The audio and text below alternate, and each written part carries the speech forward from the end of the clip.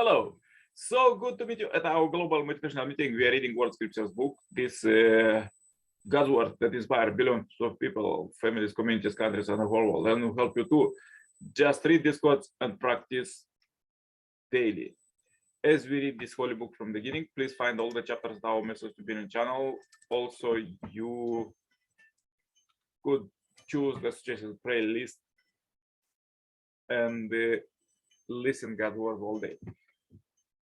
Let's see what God prepared for us today. Situations when war is justified. And if God had not repelled some men by others, the earth will have been corrupted. War is an evil thing, but to submit to the dictation of other states is worse. Freedom, if we hold fast to it, will ultimately restore our losses. By submission will mean permanent loss of all that we value. To you who call yourself men of peace, I say you are not safe unless you have men of action on your side. Let those fight in the way of God who sell the life of this world for the next. Whoso fight in the way of God, be he slain or be he victorious. On him we shall bestow a vast reward.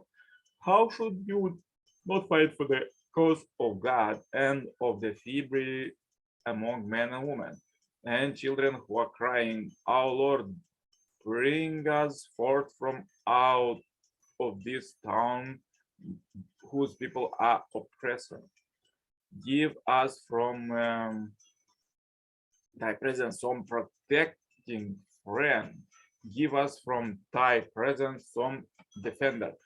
Those who believe to battle for the cause of God, and those who disbelieve to battle for the cause of idols. So fight the minions of the devil. Law. The devil's strategy is ever weak. Further, let's read quotes from the second guy Messiah, Father, Son, and Moon. Not many people on this earth welcome an individual who possesses a different kinds of goodness. When a good individual works to form a family of goodness, their surrounding people do not welcome him. When that good family strives to expand into the tribe of goodness, the tribulation besetting his path became even more difficult. And when that good tribe tries to form a nation of goodness, certainly an even greater evil power will rise in rebellion to block its way. Moreover, when that good nation possesses a world of goodness, the nations of the existing world, which is not good, will oppose it in every way possible. Evil tribes rose and fought against the way of the good tribe. All nations oppose the good nation. No one welcomed it, even though it had long been the hope of humanity. A nation of goodness must survive this confrontation with the evil nation and prevail in the battle of good versus evil. We know well that this is why history developed through this kind of struggle. It is a error brought about by ignorance of the fundamental providence of God to regard the cause of struggles and wars as mere conflict of interests and contests between ideologies. Humankind has suffered from a sinful history ever since the first human ancestor fell under the subjugation of Satan. However, as long as God's purpose of creation still stands, the purpose of this history must be to cut out ties with Satan and restore God's kingdom. If there were no wars or division in this fallen world, the sovereignty of evil would continue forever and the world would never be restored. Therefore, God has worked his providence to restore the heavenly sovereignty by degrees. He sends prophets and saints to the fallen world to found religions and raise the level of morality. He established governments with higher standards of goodness, which can come to oppose and destroy regimes with lower standards of goodness. To fulfill the providence of restoration, therefore, conflicts and wars are unavoidable.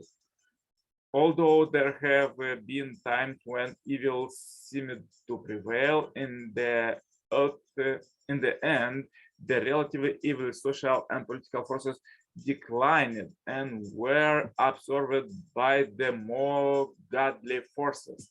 The wars which have shaped the rise and fall of nations are thus unavoidable during the course of the providence to re-establish the reign of God.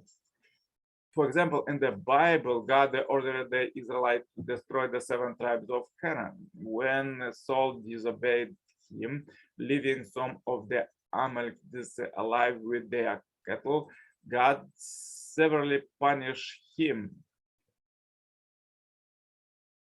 While on that occasion, God commanded the Israelites to destroy the Gentiles. At another time, when the Israelites of the northern kingdom turned to evil, God delivered them into the hands of Assyrians. We must understand that God's only intention by these events was to obliterate the sovereignty of evil and restore the sovereignty of good. Therefore, fights between individuals within the same good sovereignty on the side of God are evil because they can weaken and even cause the disintegration of good sovereignty itself. On the other hand, wars conducted by a good sovereignty to destroy an evil sovereignty are good in that they further the fulfillment of the providence of restoration. Do you respect King David? Did he do a good deed when he killed Goliath? Or was he no better than a common street fighter? From God's point of view, David did well, for by that one deed he saved the foundation of Israel's nationhood that God had labored for 3,000 years to build. So powerful quotes for today. If you have difficulties, please watch one more time this video, share this video as you and this billion happy life subscribers marathon. Contact me for consultation, cooperation, and become a member of this family parents for community globally. The contacts are below. And turn on suggestion playlists and listen God's words all day. Stay blessed. See you tomorrow with powerful quotes. Yours, Nicolae Cirpala. Bye bye.